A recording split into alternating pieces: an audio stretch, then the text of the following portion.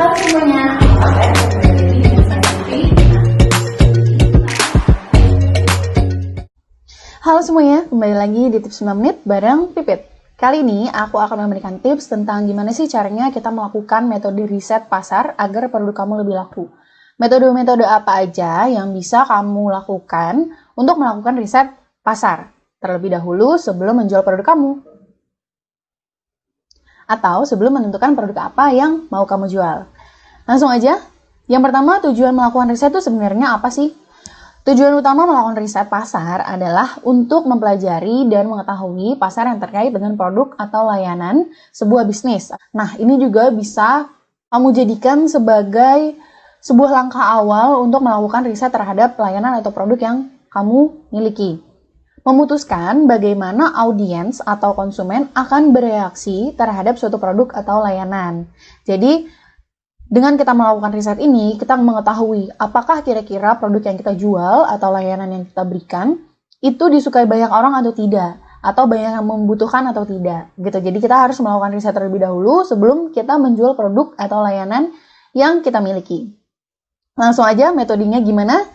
Yang pertama yaitu interview atau wawancara. Melakukan wawancara ke beberapa target konsumen yang berkaitan dengan produk yang mau kamu jual atau produk yang serupa dengan produk yang ingin kamu jual. Jadi misalnya, kamu udah punya produk fashion. Nah, fashion kamu ini lebih spesifik, misalnya baju muslim atau misalnya kerudung gitu ya. Nah, kamu bisa mewawancara kepada orang-orang yang memang menggunakan baju muslim, yang menggunakan kerudung, ataupun fashion secara keseluruhan gitu. Jadi kamu mau cari tahu nih, sebenarnya kebanyakan orang-orang tuh lebih suka fashion yang seperti apa sih gitu, untuk menentukan nantinya produk kamu ingin seperti apa. Kemudian yang selanjutnya adalah kuesioner. Metodenya menggunakan kuesioner. Jadi ada dua cara memberikan kuesioner kepada target konsumen. Kamu bisa melalui kuesioner manual, yaitu dengan kamu print, terus nanti orang ngisi dengan tulisan, atau melalui kuesioner online seperti melalui Google Form atau SurveyMonkey dan platform-platform survei lainnya. Nah, apalagi untuk kamu yang sedang menjalankan atau ingin menjalankan bisnis online. Mengumpulkan kuesioner melalui online akan jauh lebih mudah dibandingkan kamu menyebarkan kuesioner secara offline atau kuesioner yang harus kamu print. Pertama, memakan biaya yang cukup lumayan untuk ngeprint kuesionernya. Kedua, menghabiskan waktu. Sedangkan kalau kamu memanfaatkan kuesioner online, kamu bisa meminimalisir waktu dan penyebaran kuesioner pun jauh lebih gampang. Oke, selanjutnya. Yang ketiga, survei pasar langsung.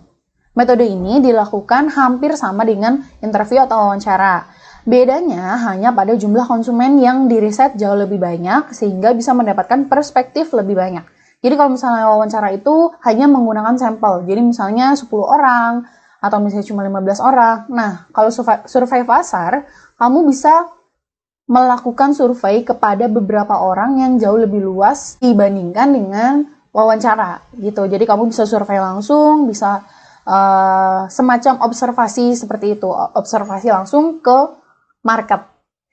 Nah, kemudian, selanjutnya, fokus group discussion. Cara ini merupakan riset yang dapat kamu lakukan dengan cara membuat grup diskusi. Jadi kamu bisa buat grup dari WhatsApp, terus undang teman-teman, atau grup Telegram, atau grup Facebook. Yang misalnya kamu membuat grup di Facebook itu kayak pecinta baju bola, atau misalnya pencinta fashion.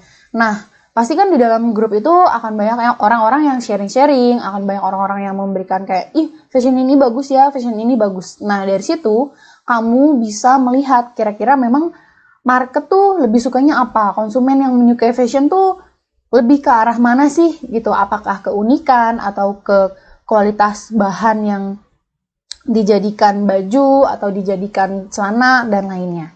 Nah, dengan begini makin luas sudut pandang konsumen. Karena konsumen yang bergabung dalam grup pun juga akan sangat beragam. Soalnya kan untuk grup ini kan diadakan melalui sosial media ya. Kita bisa melalui sosial media. Kita bisa ngundang banyak orang, berbagai orang pun bisa ikut. Apalagi kalau misalnya kita membuat grupnya ini, grup discussionnya ini di Facebook. Gitu kan banyak banget ya warga Indonesia yang menggunakan Facebook gitu. Oke, sekian dulu tips 5 menit dari aku. Terakhir ada quotes dari Seth Godin, "Everyone is not your customer." Jadi silahkan di riset dulu pasarnya, jangan main menentukan produk apa yang mau kamu jual. Siapa tahu kamu sudah memiliki produk, ternyata setelah kamu riset, kamu bisa memodifikasi produk yang kamu miliki. Oke, sekian dulu tips 5 menit dari Pipit. Semoga bermanfaat. Sampai jumpa di tips-tips selanjutnya. Dadah!